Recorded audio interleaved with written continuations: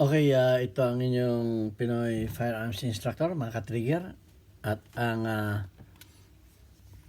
bago ako bumati, gusto ko munang basahin yung tanong ni Pinoy Rotless. Okay, sana, ang sabi niya, sana masagot. Tanong ko po, paano malalaman kung anong year model ginawa yung Colt 45? Gusto ko malaman ilang taon na yung 45 ng AirPod ko. So, napakahirap sagutin itong tanong na ito. Pero bibigyan din natin ng pansin sa abot ng ating makakaya. Ayan, at gusto ko munang bumati sa lahat ng mga OFW na mga subscribers ko, sa inyong lahat. Isang mapagpalang araw ang bati ko sa inyo at ang dalangin ko sa mga OFW. Sana tayo ay ligtas sa mga kapahamakan at tayo na sa mabuting kalagayan. Ingatan ang ating mga kalusugan sapagkat mahirap na tayong magkasakit. Walang mag-alaga sa atin. At gusto kong pasalamatan ang ating mga subscribers na umabot na ng 31,300 plus. Kaya maraming salamat sa inyo, sa mga hindi, lalo tigit sa mga hindi nag-skip ng mga ads, sapagkat tayo ay isang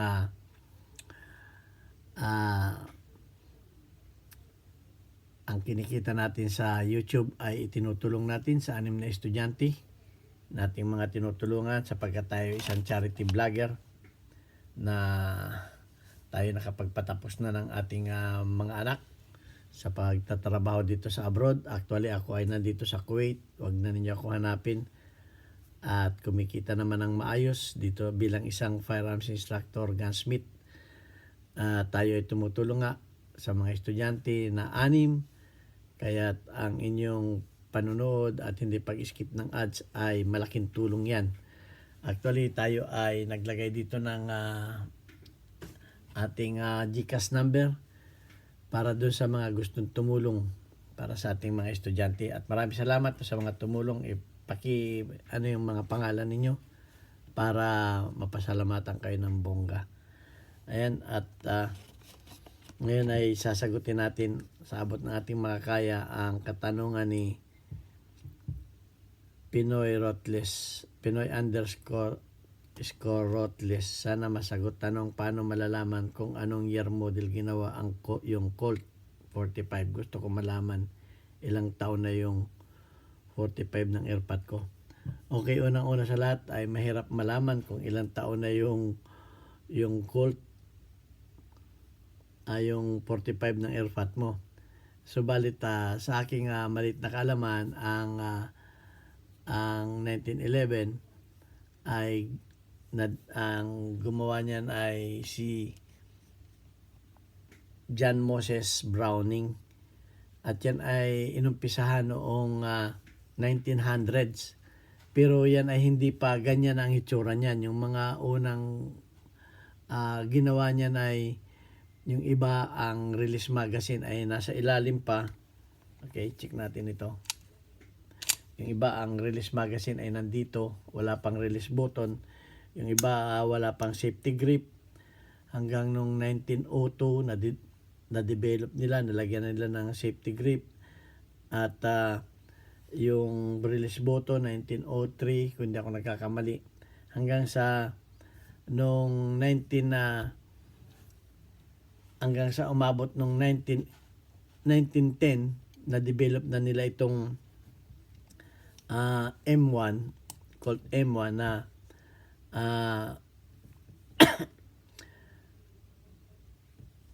nung 1910 ay nagkamero na ng test ang 45 1911. So ayan, at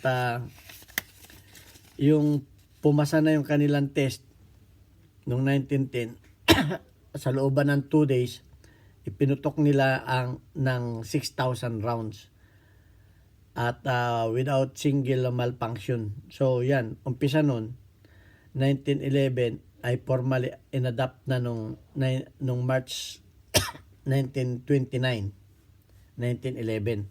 Inadapt na yan ng military.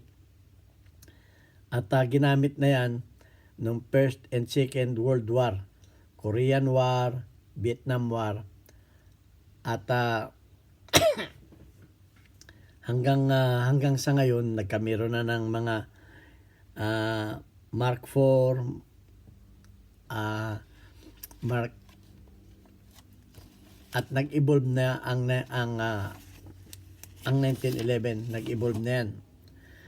At yung nung 1913, ito na yung nung 1913, first 500 gun ay dinelivered sa US military, US Army. Nung 1913. So hindi ko alam kung at nung 1924 nung 1924 nag-evolve na yan from M1911 hanggang sa 1911 A1 na, at hanggang sa umaabot na ng 2.7 million na ginamit na ng US military. So mahirap masagot yung katanungan mo na gaano nakatagal yung cult ng airpat mo, kasi yung mga unang sinaunang ginawa ay 0011 ganyan, at hanggang sa may mga pizza nang nakalagay doon sa kung ilan yung mga una talagang nakalagay talaga yung pizza nila doon kung kailan na manufactured yung baril. Pero sa ngayon mahirap yung tanong mo na gusto mong malaman ilang taon na yung 45 ng airpat mo, hindi ko masasabi. So maliit lamang yung kaalaman ko pagdating sa history ng 1911. So basta ang alam ko lang dyan, noong 1913 ay 500 gun ang dinelivered sa US Army, US military na 1911 ng 1911. So yung sa 2.7 million na ginamit ng mga military US military ay mahirap matukoy.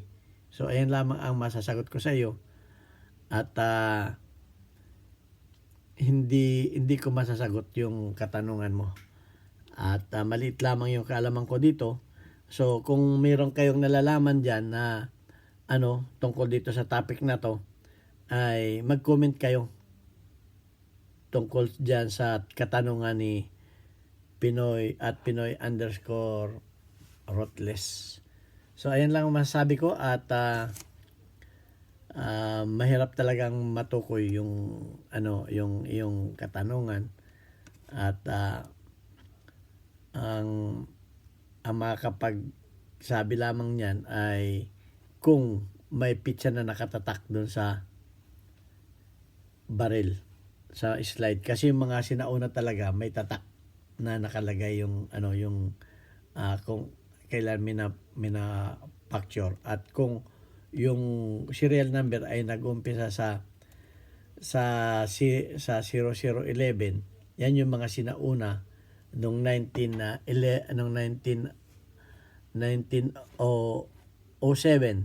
nag-umpisa yung mga may pizza dito sa sa kanilang frame. At pag yung mga wala ng pizza yan ay nag-umpisa na yan noong 1924, wala ng mga pizza yan, basta yan na yung mga M1911 at saka yung 1911 A1. Yan, dumami na yung 2.7 million na yung pinagamit sa mga military. Pero yung unang batch ng first 500 ay dinelivered noong 1913. Hindi natin alam kung saan napasama yung baril ng airpat mo. Okay. At kung ang pizza niyan ay nag-umpisa sa 0011 pataas hanggang 1911, yan yung mga yung may mga pizza na kasi na yung mga serial number na 1911 so and so ganyan, yan na yung mga sinaunang serial number. Pero pagdating dyan, maliit lang ang kalaman ko dyan. So kung may mga nanood dito na may alam pa diyan, paki-comment lang at ating para natin madagdagan yung ating mga kaalaman. So hanggang dito na lamang at maraming salamat sa inyong panonood and God bless us all.